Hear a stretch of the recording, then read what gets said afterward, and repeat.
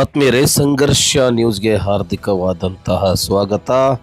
ಇಂದು ನಾನು ನಿಮ್ಮನ್ನು ಮಹಾರಾಷ್ಟ್ರದ ಕೊಲ್ಲಾಪುರದಲ್ಲಿರ್ತಕ್ಕಂತಹ ಛತ್ರಪತಿ ರಾಜರ್ಷಿ ಶಾಹು ಮಹಾರಾಜರ ಏನೊಂದು ಅರಮನೆ ಇತ್ತು, ಅಲ್ಲಿ ಕರೆದುಕೊಂಡು ಹೋಗ್ತಾ ಇದ್ದೀನಿ.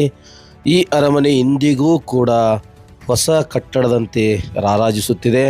ಶಾಹು ಮಹಾರಾಜರ ಕುರುಹುಗಳು ನಿಮಗೆ ಇಲ್ಲಿ ಎದ್ದು ಕಾಣುತ್ತವೆ. ಏನು ನೋಡ್ತಾ ಇದ್ದೀರಿ ನೀವು? ಇದು ಶಾಹು ಮಹಾರಾಜರ ಹೊಸ ಅರಮನೆಯ ಅಂಗಳವಾಗಿದೆ.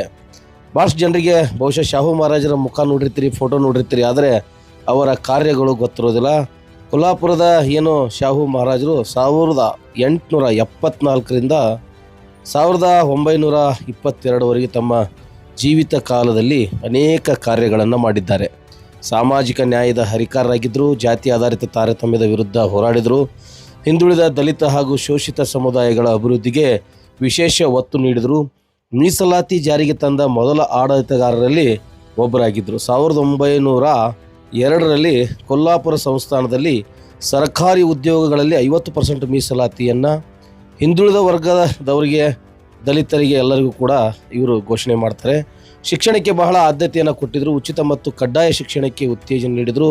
ನೀವೆಲ್ಲ ಆಲೋಚನೆ ಮಾಡಿ, ಒಂದು ಕಾಲದಲ್ಲಿ ನಮಗೆ ಗುರುಕುಲ ಮಾದರಿಯ ಶಿಕ್ಷಣವನ್ನು ಹೊರತುಪಡಿಸಿದ್ರೆ ಬೇರೆ ಯಾವ ಶಿಕ್ಷಣವೂ ಸಿಗ್ತಾ ಇರಲಿಲ್ಲ. ಅಂಥದ್ರಲ್ಲಿ ಇವರು ಸಾರ್ವಜನಿಕವಾಗಿ ಎಲ್ಲರಿಗೂ ಕಡ್ಡಾಯವಾಗಿ ಉಚಿತ ಶಿಕ್ಷಣ ನೀಡಿದ್ದು ಇವರ ಒಂದು ಮಹತ್ ಕಾರ್ಯಗಳಲ್ಲಿ ಒಂದಾಗುತ್ತೆ. ದಲಿತರು ಹಾಗೂ ಹಿಂದುಳಿದ ವಿದ್ಯಾರ್ಥಿಗಳಿಗಾಗಿ ವಿದ್ಯಾರ್ಥಿ ನಿಲಯಗಳನ್ನು ಮತ್ತು ವಿದ್ಯಾರ್ಥಿನಿ ವೇತನಗಳನ್ನು ಸಹ ಇವರು ಆರಂಭ ಮಾಡ್ತಾರೆ. ಅಸ್ಪೃಶ್ಯತೆ ನಿರ್ಮೂಲನೆಗಾಗಿ ಸಾರ್ವಜನಿಕವಾಗಿ ಬಾವಿ, ರಸ್ತೆ, ಶಾಲೆ ಹಾಗೂ ದೇವಾಲಯಗಳ ಬಳಕೆಗೆ ಎಲ್ಲರಿಗೂ ಮುಕ್ತವಾಗಿರ್ತಕ್ಕಂಥ ಅವಕಾಶವನ್ನು ಕಲ್ಪಿಸಲು ಕ್ರಮವನ್ನು ಕೈಗೊಳ್ಳುತ್ತಾರೆ. ಮಹಿಳಾ ಸಬಲೀಕರಣ, ಮಹಿಳಾ ಶಿಕ್ಷಣವನ್ನು ಉತ್ತೇಜನ ನೀಡ್ತಾರೆ.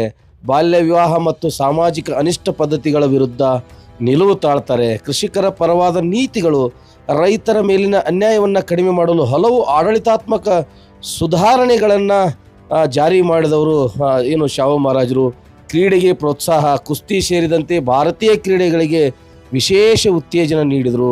ಕೊಲ್ಲಾಪುರವನ್ನು ಕುಸ್ತಿಯ ಪ್ರಮುಖ ಕೇಂದ್ರವನ್ನಾಗಿ ಬೆಳೆಸಿದ್ರು. ಈಗಲಾದರೂ ತಾವು ನೋಡ್ತಾ ಇರ್ತೀರಿ, ಕೊಲ್ಲಾಪುರದ ಪೈಲ್ವಾನರಾದರೆ ಬಹಳ ಜಗತ್ ಪ್ರಸಿದ್ಧವಾಗಿರ್ತಕ್ಕಂಥ ಪೈಲ್ವಾನರು.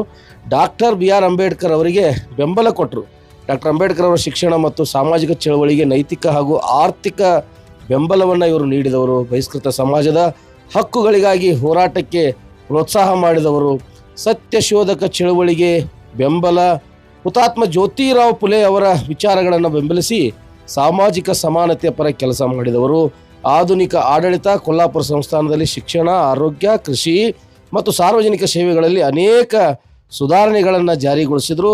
ಛತ್ರಪತಿ ಶಾಹು ಮಹಾರಾಜರ ಪ್ರಸಿದ್ಧವಾಗಿರ್ತಕ್ಕಂಥ ಸಂದೇಶ ಏನಪ್ಪ ಅಂದರೆ, ಶಿಕ್ಷಣವೇ ಸಮಾಜದ ಪ್ರಗತಿಯ ಮೂಲ, ಹಿಂದುಳಿದವರು ಶಿಕ್ಷಣ ಪಡೆದಾಗ ಮಾತ್ರ ನಿಜವಾದ ಸಮಾನತೆ ಬರ್ತೈತೆ ಅನ್ನುವಂಥ ಸಂದೇಶವನ್ನು ಛತ್ರಪತಿ ಶಾಹು ಅವರು ನೀಡ್ತಾ ಇದ್ದರು. ಇನ್ನು ಬಾಬಾ ಸಾಹೇಬರ ಜೀವಿತ ಕಾಲದಲ್ಲಿ ಛತ್ರಪತಿ ಶಾಹು ಅವರು ಮಾಡಿರ್ತಕ್ಕಂತಹ ಮಹತ್ತರವಾಗಿದ್ದಂಥ ಕಾರ್ಯ ಏನಪ್ಪ ಅಂತಂದರೆ, 1920ರಲ್ಲಿ ಡಾಕ್ಟರ್ ಅಂಬೇಡ್ಕರ್ ಅವರು ಆರಂಭಿಸಿದ ಮೂಕ ನಾಯಕ ಪತ್ರಿಕೆಗೆ ಶಾಹು ಮಹಾರಾಜರು ಆರ್ಥಿಕ ನೆರವನ್ನು ನೀಡಿದರು. ಇದರಿಂದ ಅಂಬೇಡ್ಕರ್ ಅವರ ವಿಚಾರಗಳು ಹೆಚ್ಚಿನ ಜನರಿಗೆ ತಲುಪಲು ಸಾಧ್ಯವಾಯಿತು. 1920ರ ಮಾರ್ಚ್ 21ರಂದು ಮಹಾರಾಷ್ಟ್ರದ ಮಂಗಾವ್ ಅಂದರೆ ಕೊಲ್ಲಾಪುರದ ಸಂಸ್ಥಾನದಲ್ಲಿ ನಡೆದಿರ್ತಕ್ಕಂಥ ಅಸ್ಪೃಶ್ಯರ ಸಮ್ಮೇಳನದಲ್ಲಿ ಶಾಹು ಮಹಾರಾಜರು ಡಾಕ್ಟರ್ ಅಂಬೇಡ್ಕರ್ ಅವರನ್ನು ಸಾರ್ವಜನಿಕವಾಗಿ ಗೌರವಿಸಿ ಅವರ ನಾಯಕತ್ವವನ್ನು ಶ್ಲಾಘಿಸಿದರು. ಆ ಸಂದರ್ಭದಲ್ಲಿ ಶಾಹು ಮಹಾರಾಜರು ಹೇಳಿದ ಪ್ರಸಿದ್ಧ ಮಾತೇನಪ್ಪ ಅಂದ್ರೆ, ನಿಮ್ಮ ನಾಯಕನನ್ನು ನೀವು ಕಂಡುಕೊಂಡಿದ್ದೀರಿ, ಅವರು ನಿಮ್ಮ ಉದ್ಧಾರ ಮಾಡುವುದಷ್ಟೇ ಅಲ್ಲ, ಇಡೀ ಭಾರತದ ನಾಯಕರಾಗುವುದು ನನಗೆ ವಿಶ್ವಾಸವಿದೆ. ಶಾಹು ಮಹಾರಾಜರು ಅಂಬೇಡ್ಕರ್ ಅವರ ಶಿಕ್ಷಣ, ಬರವಣಿಗೆ ಮತ್ತು ಸಾಮಾಜಿಕ ಹೋರಾಟಗಳಿಗೆ ನಿರಂತರ ಬೆಂಬಲ ನೀಡಿದರು. ಈ ಬೆಂಬಲದಿಂದಲೇ ಬಾಬಾ ಸಾಹೇಬ್ ಅಂಬೇಡ್ಕರ್ ಅವರು ಇಡೀ ಜಗತ್ತಿಗೆ ಪರಿಚಯ, ಇಡೀ ಭಾರತ ದೇಶಕ್ಕೆ ಪರಿಚಯ ಆದರು ಅಂತ ಹೇಳಬಹುದು.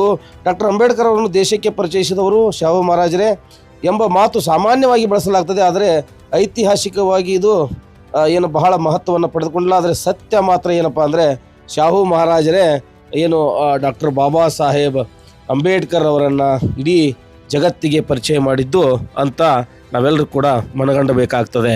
ನೋಡಿ, ಶಾಹು ಮಹಾರಾಜರು ಅಸ್ಪೃಶ್ಯತೆ ನಿವಾರಣೆ ಮಾಡಲಿಕ್ಕೆ ಏನೆಲ್ಲ ಪ್ರಯತ್ನವನ್ನು ಪಟ್ಟರು ಅಂದರೆ, ಅವರಲ್ಲಿ ಕೊಲ್ಲಾಪುರದ ಆಸ್ಥಾನದಲ್ಲಿ ಗಂಗಾರಾಮ್ ಕಾಂಬ್ಳೆ ಅನ್ನುವಂತಹ ಒಬ್ಬ ವ್ಯಕ್ತಿಯನ್ನು, ಆತ ಕೂಡ ಒಬ್ಬ ಶೋಷಿತ ಸಮಾಜದ ವ್ಯಕ್ತಿ. ಶಾಹು ಮಹಾರಾಜರು ಗಂಗಾರಾಮ್ ಕಾಂಬ್ಳೆ ಅವರಿಗೆ ಸತ್ಯ ಸುಧಾರಕ ಹೋಟೆಲ್ ಅಂದರೆ ಒಂದು ಚಹಾ ಅಂಗಡಿ ಆರಂಭಿಸಲೇನಪ್ಪ ಅಂದ್ರೆ ನೆರವು ನೀಡ್ತಾರೆ.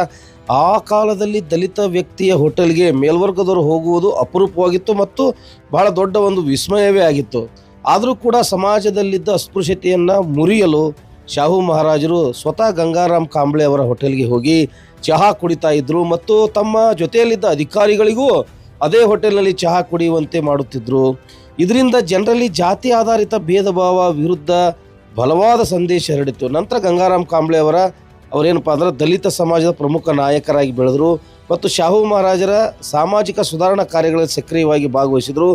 ಶಾಹು ಮಹಾರಾಜರ ನಿಧನದ ನಂತರ ಅವರು ಡಾಕ್ಟರ್ ಬಿ ಆರ್ ಅಂಬೇಡ್ಕರ್ ಅವರ ಅಸ್ಪೃಶ್ಯತೆ ನಿವಾರಣೆ ಚಳುವಳಿಗೂ ಕೂಡ ಭಾಗವಹಿಸಿದರು. ಇಂಥ ಒಬ್ಬ ಸಾಮಾಜಿಕ ಹೋರಾಟಗಾರ ಶಾಹು ಮಹಾರಾಜರು ತಮ್ಮ ಏನು ರಾಜ್ಯಾಡಳಿತ ಕಾಲಘಟ್ಟದಲ್ಲಿ ಇಡೀ ಭಾರತ ದೇಶದ ಮೊಟ್ಟ ಮೊದಲ ಮೀಸಲಾತಿಯ ಜನಕ ಮತ್ತು ಹೆಣ್ಣು ಮಕ್ಕಳಿಗೆ ಪ್ರೊಟೆಕ್ಷನ್ ಕೊಟ್ಟವರು, ಶಿಕ್ಷಣಕ್ಕಾಗಿ ಮಹತ್ವ ಕೊಟ್ಟವರು, ಸಾಮಾಜಿಕವಾಗಿ ಎಲ್ಲರಿಗೂ ಬೆಳೆಯಲು ಅವಕಾಶ ಕೊಟ್ಟವರು. ಖಂಡಿತವಾಗಲೂ ಇನ್ನೂ ಅವರ ಬಗ್ಗೆ ಹೇಳೋದು ತುಂಬಾ ಇದೆ.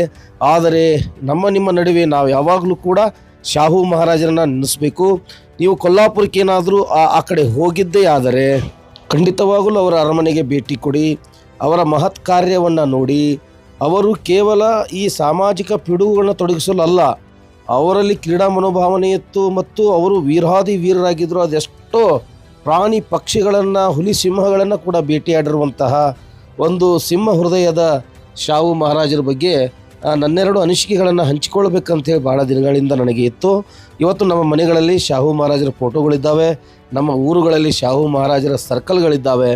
ಆದರೆ ಅವರ ಜೀವಿತ ಕಾಲದ ಮಹತ್ವದ ಕಾರ್ಯಗಳು ಏನೆಲ್ಲ ಇದ್ದು ಅನ್ನೋದನ್ನು ಸಮಾಜಕ್ಕೆ ತಿಳಿಸುವಂತಹ ಸಣ್ಣ ಪ್ರಯತ್ನವನ್ನು ನಾನು ಮಾಡಿದ್ದೇನೆ. ತಾವು ಖಂಡಿತವಾಗಲೂ ಕೂಡ ಮಹಾರಾಷ್ಟ್ರದ ಕೊಲ್ಲಾಪುರಕ್ಕೆ ಭೇಟಿ ನೀಡಿದಾಗ ಶಾಹು ಮಹಾರಾಜರ ಹೊಸ ಅರಮನೆಗೆ ಭೇಟಿ ಕೊಡಿ. ಒಳಗಡೆ ಅವರ ಎಲ್ಲ ಏನು ಪಳವಳಿಕೆಗಳಿದ್ದಾವೆ, ಆದರೆ ಒಳಗಡೆ ಕ್ಯಾಮ್ರಾ ಮಾಡಲಿಕ್ಕೆ ಅಲೌಡ್ ಇಲ್ಲ. ಆದರೆ ಹೊರಗಡೆ ಅರಮನೆಯ ಹೊರಗಡೆ ತಾವೆಲ್ಲವೂ ಕೂಡ ನೋಡಿಕೊಳ್ಬೋದು, ಮಾತನಾಡ್ಬೋದು. ಬಹಳ ವಿಶೇಷವಾಗಿರ್ತಕ್ಕಂತಹ ಅರಮನೆ ಇದಾಗಿದೆ. ಇಂದಿಗೂ ಕೂಡ ಮಹಾರಾಷ್ಟ್ರ ಸರ್ಕಾರ ಅದನ್ನು ಸುರಕ್ಷತೆಯಿಂದ ನೋಡಿಕೊಳ್ತಾ ಇದ್ದಾರೆ. ಶಾಹು ಮಹಾರಾಜರ ವಂಶಸ್ಥರು ಕೂಡ ಇವತ್ತಿಗೂ ಜೀವಂತ ಇದ್ದಾರೆ ಅನ್ನೋದಕ್ಕೆ ತುಂಬ ಹೆಮ್ಮೆ ಅನಿಸ್ತದೆ. ಭಾರತದ ಈ ರಾಜ್ಯ ಇಡೀ ಅಸ್ಪೃಶ್ಯ ಸಮಾಜ ಡಾಕ್ಟರ್ ಬಾಬಾ ಸಾಹೇಬ್ ಅಂಬೇಡ್ಕರ್ ಅವರು ಹೋರಾಟ ಮಾಡೋದಕ್ಕಿಂತ ಮುಂಚೆನೇ ಈ ಸಮಾಜಕ್ಕೆ ಒಳ್ಳೆಯ ಸಂದೇಶವನ್ನು ಕೊಟ್ಟು ನಮ್ಮನ್ನೆಲ್ಲ ಬದುಕಿಸಿದವರು, ನಮ್ಮ ನಾಲಿಗೆ ಮೇಲೆ ಅಕ್ಷರವನ್ನು ಬರೆದವರು, ಇಲ್ಲಿರುವಂಥ ಪಿಡುಗುಗಳನ್ನು ಹೊಡೆದೋಡಿಸಲು ಪ್ರಯತ್ನ ಪಟ್ಟಂತಹ ಶಾಹು ಮಹಾರಾಜಿಗೆ ಹೃದಯಪೂರ್ವಕವಾಗಿರ್ತಕ್ಕಂಥ ಜೈ ಭೀಮ್ ವಂದನೆಗಳನ್ನ ತಿಳಿಸುತ್ತಾ ಈ ಒಂದು ಏನು ವಿಡಿಯೋನ ಇಲ್ಲಿಗೆ ಮೊಟಕುಗೊಳಿಸ್ತೀನಿ. ಜೈ ಭೀಮ್, ನಮೋ ಬುದ್ಧಾಯ್. ತಾವು ನಿರಂತರ ಸುದ್ದಿಗಳಿಗಾಗಿ ನೋಡ್ತಾ ಇರಿ ಸಂಘರ್ಷ ನ್ಯೂಸ್ ಕರ್ನಾಟಕ.